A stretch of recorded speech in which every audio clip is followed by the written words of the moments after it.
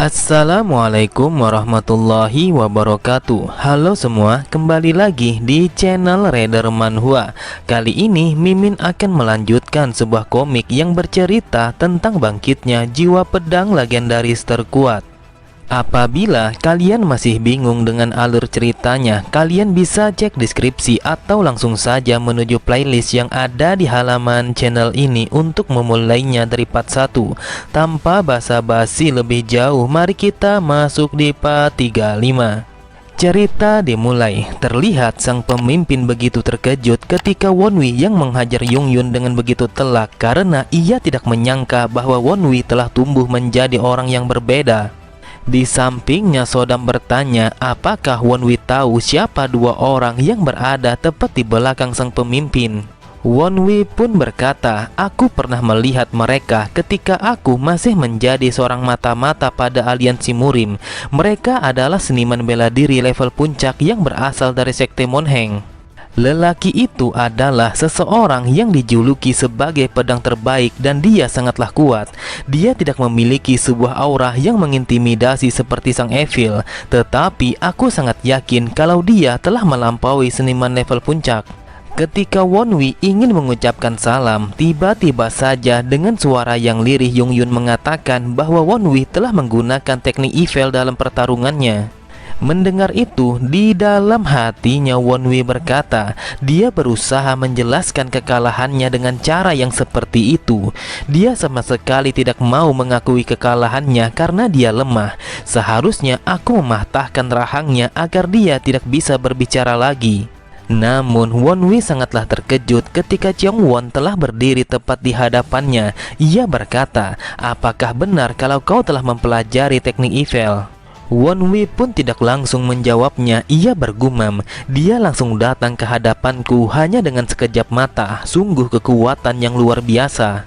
Di sisi yang lain, Jo Sung Won berkata, aku tahu bahwa sekte Monheng sangat berbakat dalam Kinggongnya, tetapi aku tidak menyangka akan sehebat itu. Dan ini akan menjadi situasi yang buruk karena komandan telah dituduh seperti itu di hadapan sekte Monheng.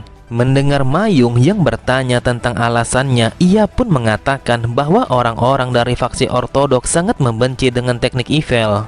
Dan pedang terbaik dari sekte Monheng adalah salah satunya. Bahkan saking bencinya, sampai-sampai kepribadiannya bisa berubah sebanyak 180 derajat ketika topik seperti itu telah dibahas. Saat mendengar Wonwi yang mengatakan bahwa itu bukanlah teknik Evil, Cheongwon pun bertanya mengapa tuan muda telah mengatakan hal yang seperti itu. Di sampingnya, dengan ekspresi yang panik, Yung mengatakan bahwa lelaki yang ada di hadapannya adalah kakaknya yang bernama Wonwi. Dengan tatapan mata yang tajam, terlihat Cheongwon langsung mencoba memegang perut Wonwi untuk memeriksa tenaga dalamnya karena dia mendengar sebuah kabar bahwa dantian Wonwi telah hancur. Akan tetapi, Wonwi langsung menghindarinya sembari berkata, apa yang ingin Anda lakukan terhadap dantianku? Cheongwon pun berkata, bagaimana bisa kau sampai ke level ini sedangkan dantian yang kau miliki telah hancur sejak 1 tahun yang lalu? Saat mendengar Wonwi yang ingin menjelaskannya, Cheongwon kembali berkata, apakah kau kira bahwa kata-kata akan bisa menyelesaikan situasi yang seperti ini? Bahkan kau saja tidak membiarkanku untuk memeriksa tenaga dalammu.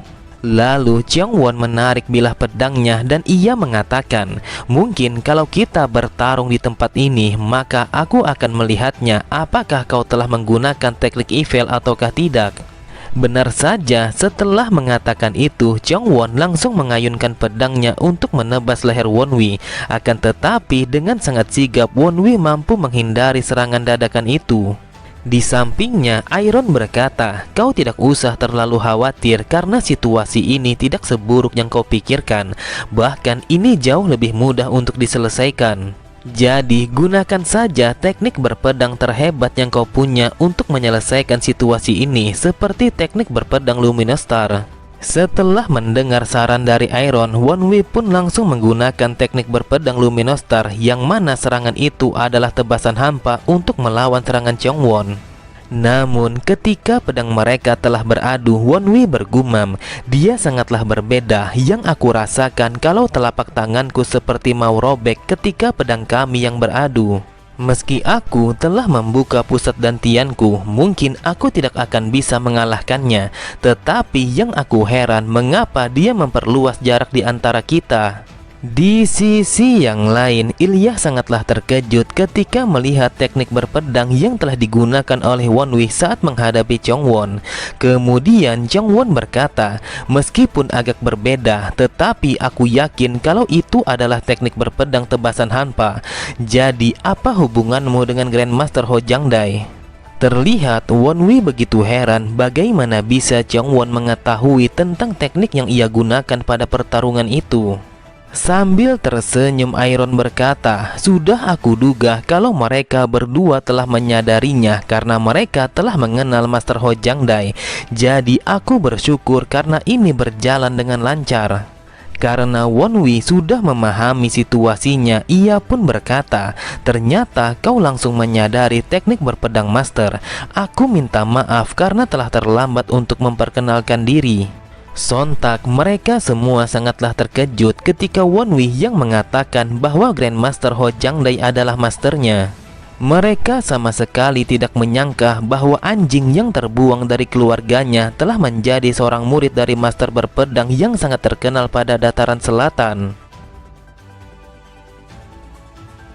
Lalu Wonwi memberi hormat kepada mereka. Ia berkata, aku adalah Soh Wonwi, murid dari Grandmaster Ho Jangdai, sang pendekar pedang dari surga selatan. Diceritakan sekitar 20 tahun yang lalu bahwa Chongwon telah mendapatkan sebuah bantuan dari Master Ho Jangdai. Meskipun di saat ini Chongwon merupakan seorang seniman bela diri yang sangat ahli, namun di masa itu dia hanyalah seorang seniman bela diri yang masih pemula. Terlihat Chongwon matanya berbinar-binar ketika mendengar Wonwi yang berkata, sebuah kehormatan bisa bertemu Anda karena masterku telah banyak membicarakan tentang Anda. Terkadang sang master menceritakan bagaimana kalian berdua dapat bertemu pada 20 tahun yang lalu. Bahkan dia juga telah memuji Anda dengan mengatakan bahwa Anda suatu hari nanti pasti akan mencerahkan masa depan Murim.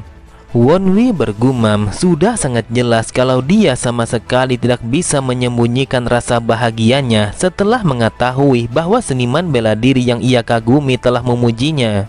Kemudian Chongwon langsung memberi hormat kepada Wonwi. Ia berkata, tolong maafkan aku karena ketika aku mendengar bahwa kau telah menggunakan teknik Yvel, aku pun langsung terbawa emosi. Namun Wonwi begitu terkejut ketika Chongwon yang mengatakan bahwa Wonwi tidak perlu memanggilnya sebagai senior. Chongwon kembali berkata, para master kami telah memanggil mastermu sebagai saudara. Jadi kami tidak pantas untuk dipanggil seperti itu karena menurutku status kita adalah setara. Di sampingnya, Iron berkata, Master Ho Jangdai memiliki hubungan yang baik bersama master mereka. Dan aku ingat ketika Chongwon masih muda, dia telah memanggilnya sebagai master tertua. Sambil tersenyum, Wonwi berbisik, memang benar bahwa seniman bela diri dari faksi ortodoks sangat sensitif terhadap persoalan yang seperti ini. Seharusnya aku tidak perlu lagi berpura-pura menjadi ramah. Setelah mendengar Wonwi yang memanggilnya sebagai saudara senior, Chongwon langsung tertawa terbahak-bahak karena dia sangatlah bahagia di hari itu. Lalu Chongwon menatap kepada Yungyun. Ia berkata, jadi siapa yang telah berani menfitnah dari penerus Grandmaster Ho Jangdai bahwa dia telah menggunakan teknik Yvel? Namun di tengah ketegangan itu antara Chongwon yang ingin memberi pelajaran kepada Yungyun setelah ia menfitnah Wonwi, sang kepala keluarga langsung meminta mereka untuk menyudahi masalah itu. Di dalam hatinya Wonwi bergumam, melihat wajahnya saja sudah membuatku dipenuhi oleh amarah. Dia adalah orang yang tidak memperlakukanku seperti manusia lalu membuangku dari keluarga. Kalau orang ini masih memiliki rasa tanggung jawab, sudah pasti ibuku diperlakukan dengan berbeda. Aku tidak tahu kesan apa yang ia miliki pada aliansi Murim, tetapi sebagai kepala keluarga dia telah gagal. Tetapi marah kepada orang ini tidak akan pernah menyelesaikan apapun. Jadi yang perlu aku lakukan adalah bersikap ramah kepadanya agar bisa mendapatkan apa yang aku mau. Melihat Wonwi yang bersujud di hadapannya, Ikyon berkata, "Sudah lama kita tidak bertemu dan aku sangat senang kalau kau baik-baik saja. Tetapi meskipun begitu, kau bertingkah dengan sangat kasar kepada saudaramu." Wonwi berkata, "Aku minta maaf karena tiba-tiba saja mereka berdua langsung marah dan juga telah mengancam nyawaku. Jadi aku tidak punya pilihan lain selain sedikit agresif untuk melindungi diriku sendiri." Di dalam hatinya Wonwi berkata, apa yang ingin ia lakukan? Aku telah memiliki alasan yang bagus dan juga di tempat ini ada banyak saksi yang melihatnya. Memangnya alasan apa lagi yang bisa kugunakan untuk melakukan hal yang seperti itu di saat ada begitu banyak orang-orang yang menyaksikan? Semua ini aku lakukan agar tidak ada satu orang pun yang berpihak kepadanya untuk menyudutkanku. Jadi bagaimana responnya setelah mendengar pembelaanku? Namun Ikyon langsung berpaling sembari berkata, "Kalau memang seperti itu, aku akan memberikan hukuman kepada kedua kakakmu. Tetapi untuk saat ini kita sedang kedatangan tamu, jadi kita akan membicarakan hal ini di lain waktu." Akan tetapi Ikyon langsung terdiam ketika Wonwi yang berkata, "Ayah, apakah Anda tidak menanyakan mengapa saya kembali?" Setelah mendengar ayahnya yang membolehkan dia berbicara, Wonwi bergumam, "Sepertinya dia mau menutupi ini cuman dengan mengatakan itu.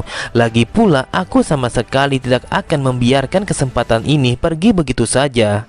Sambil memberi hormat, Wonwi berkata, "Ayah, tolong izinkan aku untuk menghadiri kompetisi bela diri sebagai perwakilan dari keluarga ini."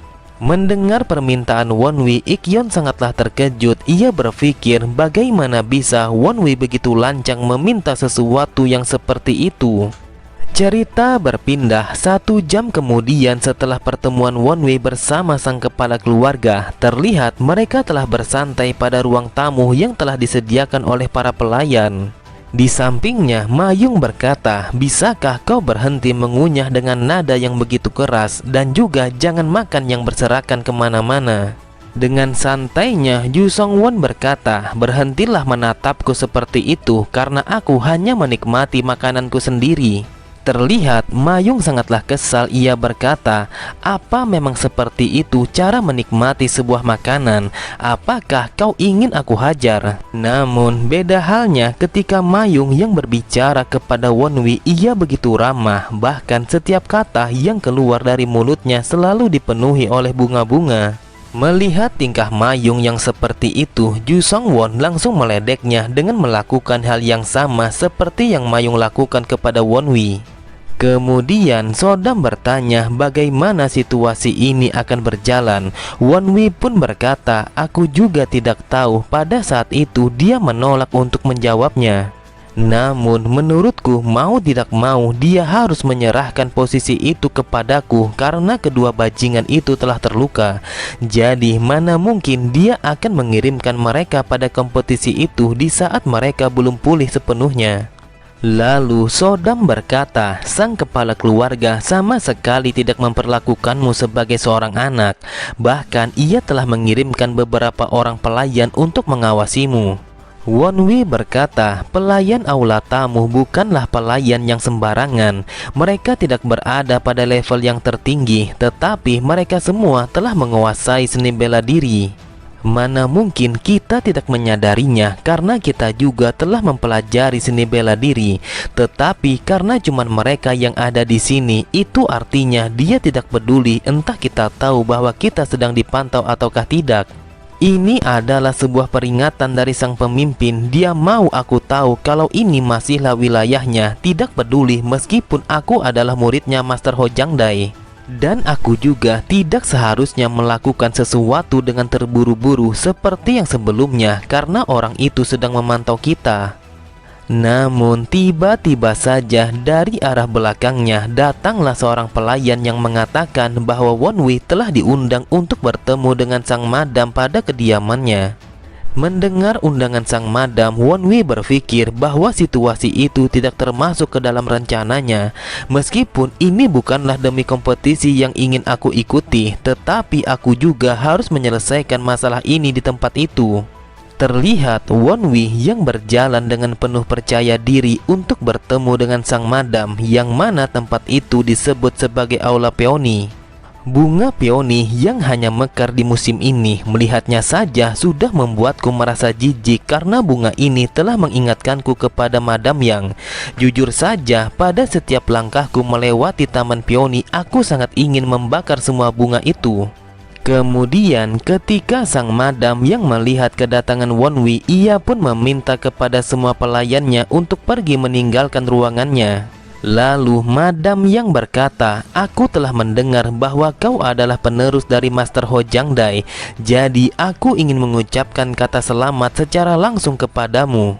Wonwi berpikir dia telah mengusir semua pelayannya. Tidak mungkin dia memanggilku ke sini hanya untuk mengucapkan selamat saja. Aku rasa aku tahu apa yang sebenarnya dia mau. Setelah menghela nafas panjangnya, madam yang berkata, aku tahu kalau kita tidak memiliki hubungan yang baik, namun aku tidak ingin berbasa-basi. Sambil berlutut, madam yang melanjutkan kata-katanya, kalau kau mau, aku bisa berlutut di hadapanmu dan meminta maaf ratusan kali, bahkan sampai ribuan kali. Jadi aku mohon janganlah kau berencana untuk merebut tempat Yungyun. Mendengar itu, Wonwi bergumam, sudah aku duga dia akan melakukannya. Meskipun wanita ini adalah seorang jalang, tetapi dia tetaplah seorang ibu. Wanita kasar ini berkata kalau dia bersedia untuk meminta maaf kepadaku, meskipun aku masih mengingat dengan jelas bagaimana hinaan dan juga tamparannya di wajahku. Madam yang kembali berkata, kalau kau mau, aku bisa memberikanmu cukup uang agar kau bisa hidup dengan nyaman. Aku bahkan bisa mendukungmu dalam membuat keluargamu sendiri. Aku rasa Master Ho Jangdai sangatlah terkenal pada wilayah ini, sampai-sampai wanita jalang ini sikapnya telah berubah sampai sejauh itu. Lalu Wonwi pun berjalan meninggalkannya dengan mengatakan kalau dia sama sekali tidak peduli dengan apa yang dikatakan oleh sang madam. Madam yang mencoba untuk menahan Wonwi, ia berkata, tolong katakan kepadaku apa yang kau inginkan. Aku berjanji akan melakukan apapun yang kau mau. Dengan tatapan mata yang sinis, Wonwi berkata, kalau itu yang kau inginkan, bisakah kau mengembalikan nisan ibuku dan juga menjadikannya sebagai istri yang resmi? Dan yang terakhir, kau harus bersujud di depan nisannya selama 3 jam setiap hari untuk 10 tahun ke depan. Melihat ekspresinya, Wonwi bergumam, tentu saja dia sama sekali tidak bisa untuk mengakui ibuku sebagai istri yang resmi setelah bertahun-tahun menghinanya sebagai orang yang rendahan. Dan juga aku yakin kalau harga dirinya akan terinjak apabila dia meminta maaf dan bersujud di hadapan nisan ibuku selama 10 tahun. Akan tetapi Wonwi sangatlah terkejut ketika sang madam yang berkata, jika aku benar-benar melakukan itu, apakah kau tidak akan merebut tempat anakku? Wonwi pun mendekatinya sembari berkata, cinta seorang ibu kepada anaknya sangatlah kuat dan aku begitu tersentuh dengan kesungguhanmu. Kemudian Wonwi berbisik kepada sang madam, ia melanjutkan kata-katanya, aku yakin kalau itulah sebenarnya yang ingin kau dengar dari mulutku.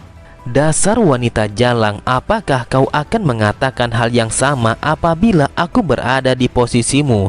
Apakah kau memikirkan itu?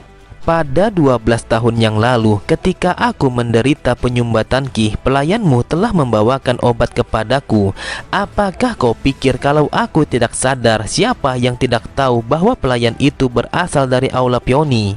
Semua orang berpura-pura tidak melihatnya karena mereka tahu siapa yang ada di balik itu. Dan kau memintaku untuk tidak merebut tempat anakmu, apakah kau bodoh? Bukankah aku sudah memperingatkanmu jangan pernah mencoba lagi mencariku untuk alasan yang sebodoh ini?